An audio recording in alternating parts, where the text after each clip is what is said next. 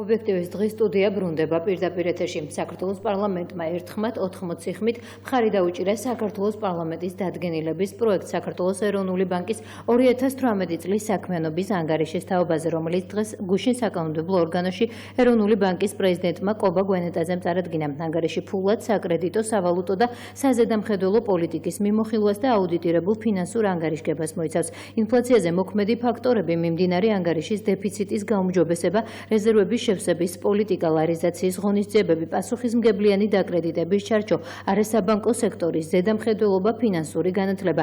ეს ის თემებია, რომლებზეც ეროვნული ბანკის პრეზიდენტმა ყოველწლიური ანგარიშის წარდგენისას გაამახვილა ყურადღება. კობა გვენეტაძემ თავისი გამოსვლა ინფლაციაზე საუბრით დაიწყო და ყურადღება ეგზოგენური ფაქტორების გამოგავლენაზე გაამახვილა. მისი თქმით, საქართველოში ისევე როგორც ღია ეკონომიკის მქონე ყველა ქვეყანაში გარდაუვალია ეგზოგენური შოკები, რომლის გავლენითაც ინფლაცია შესაძლებელია მიზნობრივი მაჩვენებლიდან გადაიხაროს. როგორც მან აღნიშნა, მოკლევადიან პერიოდში ინფლაციის მიზნობრივი მაჩვენებლიდან გადახრის დაშვება მიზანშეწონილია იმ შემთხვევაში, თუ საშუალოვადიან პერიოდში პროგნოზირებული ინფლაცია მის მიზნობრივ მაჩვენებელს უბრუნდება. 2018 წელს ეროვნული ბანკი აგრძელებდა საერთაშორისო რეზერვების შევსების პოლიტიკას. ეკონომიკურ მეცნიერებათა დოქტორი პროფესორი ლადო პაპავა იქნება ჩემი სტუმარი. მოგესალმებით, ძალიან დიდი მადლობა, რომ მიღებთ გადაცემაში მონაწილეობას. ბატონო ლადო, პირველ რიგში მინდა გთხოვოთ, რომ ანგარიში, რომელიც წარადგინა ბატონმა გვენეტაძემ, საზოგადოებისთვის გასაგებენაზე რომ აგვიხსნათ და ამას გარდა მაინტერესებს, რამდენად თანმიმდევრულია ეროვნული ბანკის პოლიტიკა და საერთოდ რას დაუჭირა მხარი გუშინ პარლამენტმა. საერთოდ საზოგადოებისთვის გასაგებენაზე თვითონ ეროვნული ბანკი უნდა ლაპარაკობდეს. გეთანხმებით? ხო, და ეს პროფესიული ენა უნდა კონდეს მხოლოდ თავის სამსახურებრივ ურთიერთობაში, საერთაშორისო ორგანიზაციებთან ურთიერთობაში, ხოლო პარლამენტს უნდა მიმართონ, რომ პარლამენტში ეკონომისტები ძალიან მცირე რაოდენობით არის, უნდა მიმართებდეს ყველაფრის გასაგებიანით. ეს არის ყველაზე მთავარი. ეს ახლა ტრადიციული ანგარიშია, ეს მას მოეთხოვება. უბრალოდ ქვეყანაში განვითარებულმა მოვლენებმა გარკვეულწილად გადაფარა ამ ანგარიშის მოსმენა, თუმცა დღესაც ჩვენ სავალუტო ბაზარზე არასახარბიელო სიტუაცია, ჩვენ ხედავთ ლარის კურსის დაქვეითებას, გარკვეულწილად ეს დევალვაციის პროცესი, ანუ ლარის გაუფასურების პროცესი გრძელდება და აქედან გამომდინარე იყო გარკვეული მოლოდინიც იმისა, რომ ამ თემაზე ცოტა უფრო მეტ ყურადღებას შეაჩერებდა ეროვნული ბანკის ხელმძღვანელობა, რაც აბსოლუტურად ლოგიკური იქნებოდა. თუმცა პრინციპულად ხედვა, რაც აქვს ეროვნულ ბანკს სავალუტო ბაზართან დაკავშირებით, თუნდაც იგივე ინფლაციასთან დაკავშირებით, როცა ის ძახის, რომ საგარეო შოკებით არის ეს გამოწვეული, ეს რაც ნიშნავს, რომ საერთაშორისო ბაზარზე გაძვირდა პროდუქცია, გაგიძვირდება შიგა ბაზარზეც. ეს ყველაფერი სწორია, მაგრამ აქ არ შეიძლება რომ წერტილი დაისვას. კი ბატონო, რომ გაგძვირდება, მე ეროვნული ბანკს არ ეხება ეს არაფერი. თამაშგარი მდგომარეობაშია, ის მარტო მონიტორინგის ფუნქციას ასრულებს და საზოგადოებისთვის ინფორმირების ფუნქციას და ისეც არც თუ ყოველთვის დროულად და არც თუ ყოველთვის ხარისხიანად. ამიტომ მთავარი პრობლემა არის ის, რა ორიენტირება უნდა ქონდეს საქართველოს ეროვნულ ბანკს, როგორც ქვეყნის ცენტრალურ ბანკს, ბანკთა ბანკს, რომ პრობლემები, რომელიც არის დამახასიათებელი ჩვენი სავალუტო ბაზრისთვის, ჩვენი საბანკო სექტორისთვის, უფრო და უფრო იყოს ისე დარეგულირებული, რომელიც ხელს შეუწყობს ერთი მხრივ ეკონომიკის განვითარებას, მეორე მხრივ გარკვეულ გარანტიებს მისცემს ბიზნესაც და ნებისმიერ მოქალაქეს ინდივიდუალურად განცდას იმისა, რომ ქვეყანაში არის მაკროეკონომიკური სტაბილურობა. თქვენ ახსენეთ საგარეო ფაქტორები, ანუ ის, რომ შიდა პოლიტიკურ პროცესებს ემთხვევა ლარის კურსის ცვალებადობა, ეს არის უბრალოდ დამთხვევა? არა, აქ როგორ არის, მე ვახსენე ის, რაც ხდება ინფლაციის, ანუ საერთაშორისო ბაზრებზე პროდუქციის გაძვირება. განსაკუთრებით ნავთობის იქნება ეს თუ იმპორტირებული ნედლეულის გაძვირება. აქ საუბარი იმასია, რომ დღეს რაც ხემართება ლარს, ამას არ აქვს საგარეო ფაქტორი. ეს არის წმინდა წყლის ყოველდღიურად ქვეყნის შიგნით შექმნილი პრობლემების გამოძახილი. იმიტომ რომ როდესაც ქვეყანაში იქნება არაპოლიტიკური პოლიტიკური სტაბილურობა ირღვევა და არასტაბილური გარემო არის, ეს ყველა ქვეყანაში აისახება ამ ქვეყნის ეროვნული ვალუტის სტაბილურობაზე. შორს ნუწავალთ, ჩვენ ვიცით, რომ ხშირად სხვადასხვა პოლიტიკური მიზეზთა გამო როგორ მერყეობს თურქული ლირა. ამიტომ დღეს ქვეყანაში ახლა მართლაც არაპოლიტიკური სტაბილურობა, გარკვეული კრიზისული ვითარება შეიქმნა და სანამ ეს განიმუხტება, ბუნებრივია, მას ექნება ასახვა უშუალოდ ლარის კურსზე. რამდენად გრძელვადიანია ეს პროცესი? კარგი კითხვა. ამ შემთხვევაში ყველაფერი დამოკიდებულია პოლიტიკური სტაბილურობის მიღწევაზე. და ეს არ არის ეკონომიკის პრობლემა, ეხლა რაც ხდება. ეს არის პოლიტიკური არასტაბილურობის პრობლემა. თუმცა აქ შეიძლება გარკვეული ეკონომიკურმა ფაქტორებმაც იმუშაოს. მაგალითად რა, შეხედეთ იმის გამო, რომ პოლიტიკურად არასტაბილური მდგომარეობა ამას დაემატა აგრეთვე ის, რომ რუსეთის პრეზიდენტმა მიიღო გადაწყვეტილება, რომ საქართველოში 8 ივლისიდან ფრენები შეჩერდეს, ისევე როგორც მარტო რუსული ავიაკომპანიებს კი არ შეეზღუდათ ფრენა, არამედ სხვადასხვა რეალურ თუ მოგონილ მიზეზთა გამო ქართულ ავიაკომპანიებსაც ბუნებრივია ეს ასახება ტურისტულ ნაკადზე, ნაკლები ტურისტი ჩამოვა, ეს ქმნის იმის განცდას, რომ ნაკლები უცხოური ვალუტა შემოვა ქვეყანაში.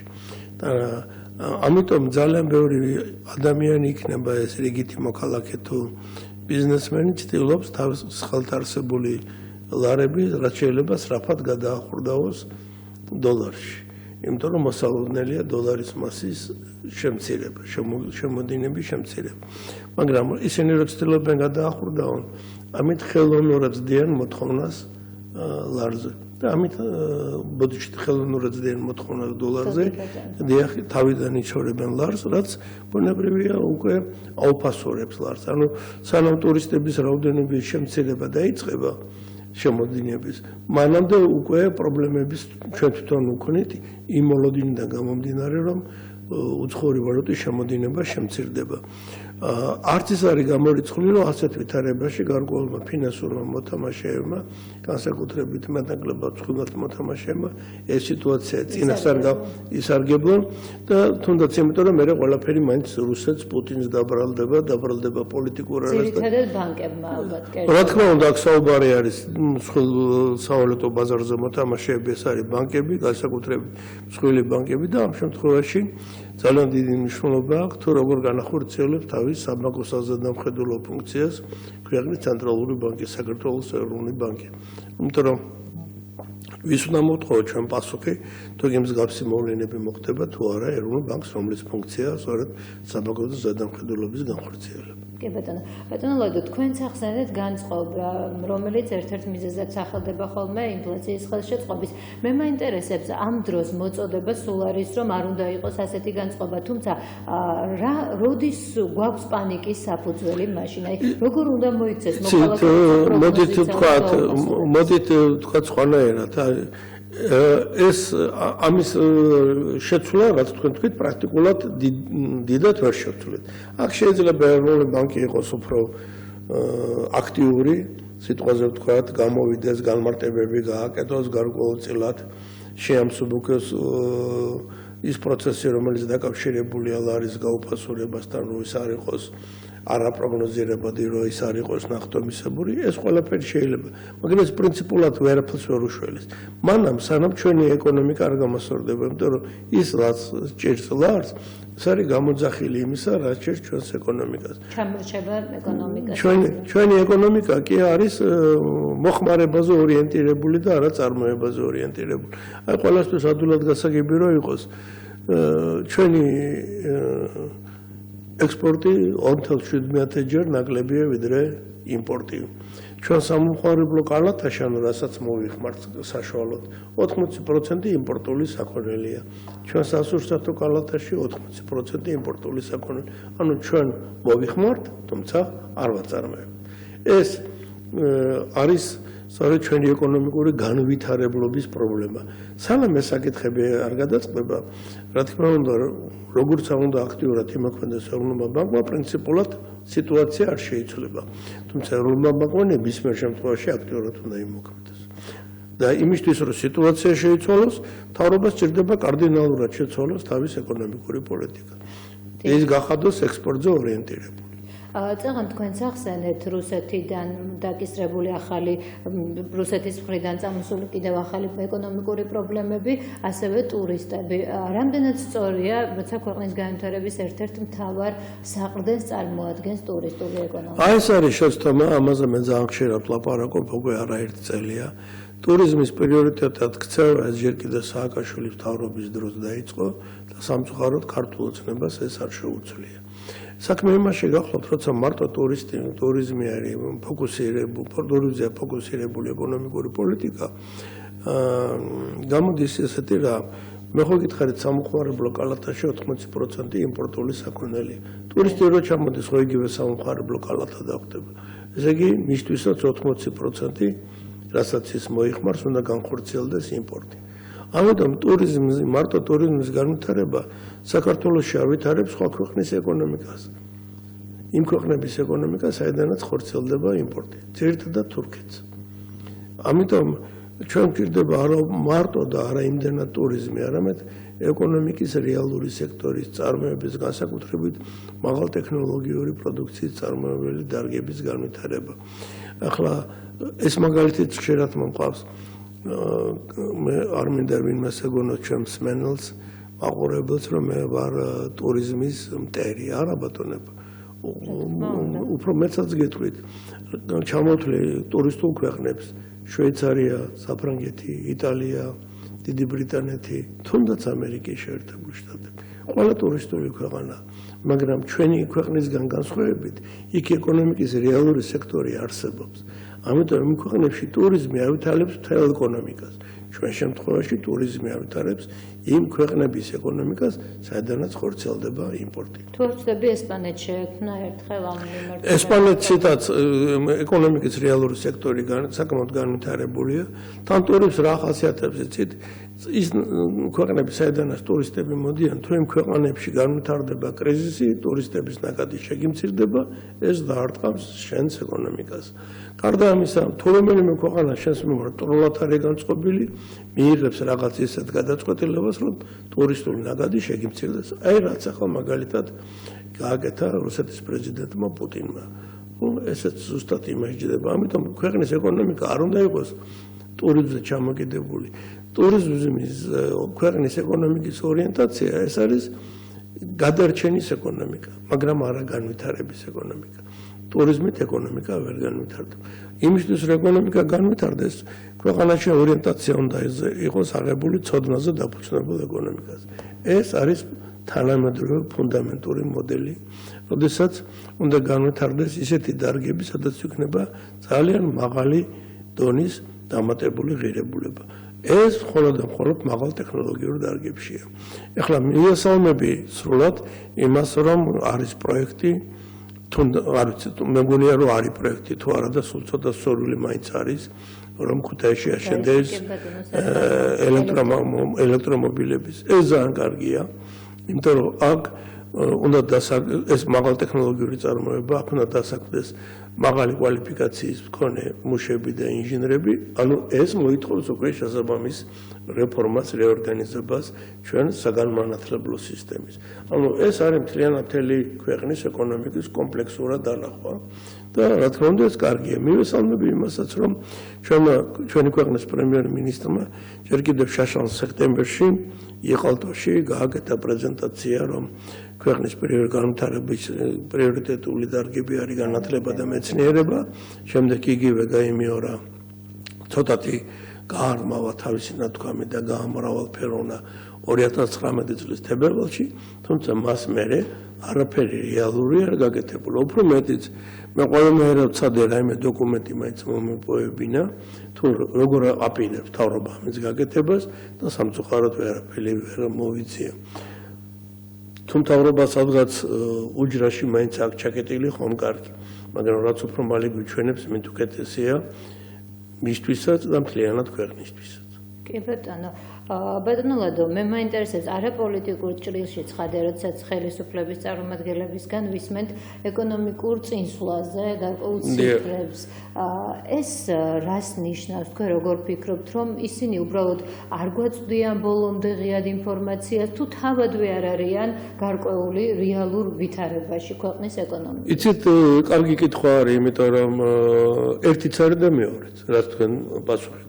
ახლა საქმე იმაში გახლავთ, რომ ეკონომიკური ზრდა შეფასება ხდება მთლიანი შიგა პროდუქტის ზრდის ტემპით. მაგრამ ეს მაჩვენებელი უკვე ეკონომისტების მიერ მთელ მსოფლიოში არის გაკრიტიკებული, რადგანაც მათ ბევრი ხარვეზები აქვს. ანუ გვიჩვენებს ეკონომიკურ ზრდას იმ შემთხვევაშიც, როცა ეს სულაც არ არის ადამიანებისთვის კარგი. მარტივ მაგალითს მოვიყვან, ცოტა ესეთი სამწუხარო მაგალითია, მაგრამ ეს ასეა.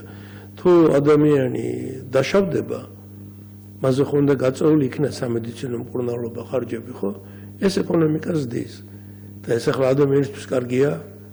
ხო? თუ ადამიანი ღმერთმა დაიფაროს და გარდაიცვლება, მასზე ხო უნდა იყოს გაწეული რიტუალური ხარჯები. ეკონომიკა ზრდის, ეს კარგია, ამიტომ არის რომ მთლიანი შიგა პროდუქტის მაჩვენებლებზე თვითონ მსოფლიო მასშტაბით ეკონომისტები სერიოზულად მუშაობენ, რომ მოხდეს ამ მაჩვენებლის სრულყოფა, ან რაღაც სხვა მაჩვენებლების შემაღება. მაგრამ სანამ ეს გადაწყვეტილება ჯერ არ არის, ამიტომ სარგებლობთ იმით, რითაც სარგებლობთ. ხოლო თუ ავიღებთ საქართველოს შემთხვევაში მთლიანი შიგა პროდუქტის ზრდას და ვნახავთ, რომელი სექტორები უფრო სწრაფად იზრდება, ვნახავთ კურიოზულ სიტუაციას. ყველაზე სწრაფად იზრდება ფინანსური სექტორი, ყველაზე სწრაფად იზრდება ფინანსური შრომავლების სექტორი, ყველაზე სწრაფად იზრდება რესტორნები, სასტუმროები, ისევ და ისევ ის რაც არის ტურისტთან დაკავშირებული. ეხლა წარმოიდგინეთ, ფინანსური სექტორის და რას ნიშნავს?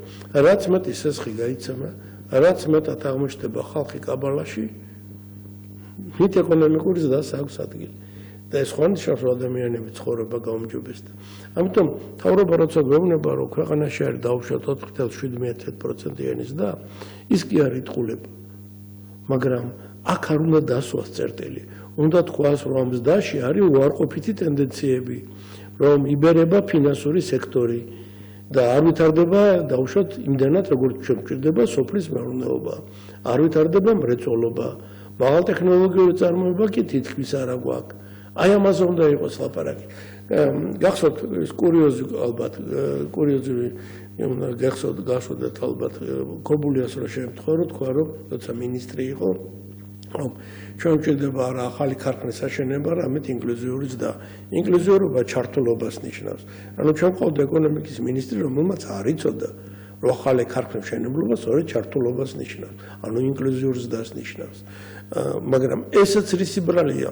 ეს იმის ბრალია, რომ კაცი პროფესიით ექიმი, ეკონომიკა არის და აი ყველაზე მთავარი მთელი პრობლემა, რაც დამახასიათებელია ჩვენი დღევანდელი ხელისუფლებისთვის და რაც მემკვიდრეობით მოდის ჯერ კიდევ ნაციონალური მოძრაობის მთავრობიდან, ეს არის არაპროფესიონალიზმი, ან დაბალპროფესიონალიზმი, უკეთეს შემთხვევაში. თუ არა და არაპროფესიონალიზმი და ეს არაპროფესიონალიზმი არის ძირითადი მახასიათებელი. და ეს მარტო ეკონომიკაში კი არ არის, ყველაფერშია. თუნდაც ის რაც მოხდა ახლა, რამაც გამოიწვია საპროტესტო აქციები. ხო, აი როგორ შეიძლება მართლმადიდებლურ ასამბლეაში იყოს წევრი და თუნდაც პრეზიდენტი, რომელიც იმავდროულად კომუნისტური პარტიის წევრია. თუ ასეთი არის ქვეყანაში რატო პატიჟებ?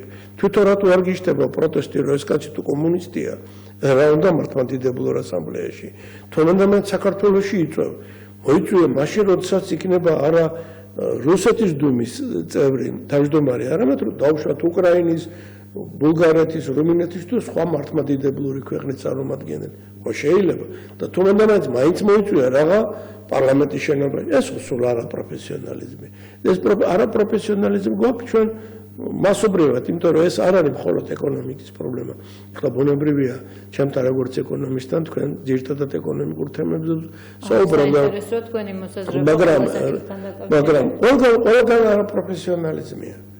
ხო, ისიც როგორც მოხდა ამ მიტინგების პროცესის დარბევა, აქაც არაპროფესიონალიზმი გამოჩნდა.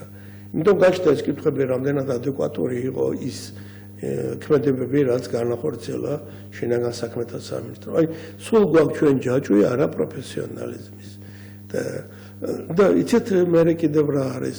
აი, რატომღაც ქართულ ოცნებას შეინიშნება ასეთი რამ.